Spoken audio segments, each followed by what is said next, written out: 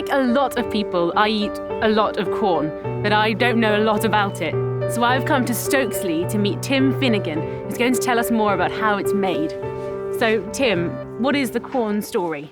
Well, the corn story goes back many years. The idea itself goes right back to the 1960s. In fact, it was one man's big idea, and that was Lord Rank. And he set his scientists out to go and find the world's first new food since the potato.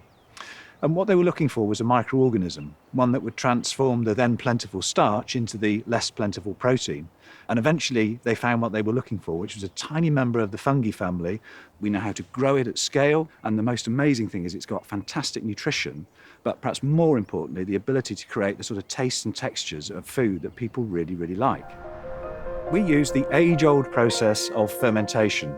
So we've got our tiny little member of the fungi family. It's less than a gram, it's probably even less than half a gram. And we just add that to a little bit of sugar solution just to bring it back to life again. And that happens over a few days. We then transfer that into our big fermenter. Alongside key nutrients, we feed the fungi with glucose and oxygen. This enables it to grow continually. Then we use centrifuges to separate the mycoprotein paste from all the liquids. Then we harvest the mycoprotein. At this point, mycoprotein looks a little bit like bread dough. How on earth do you turn that into something that actually tastes and looks just like chicken? So this is mycoprotein that you can see. It's got that sort of bread doughy texture to it. So I'm going to add our mycoprotein to our mixer in here, at which point we're going to add our herbs and spices. And then we're just going to add our little bit of egg protein as well. This actually works extremely well as a binding agent.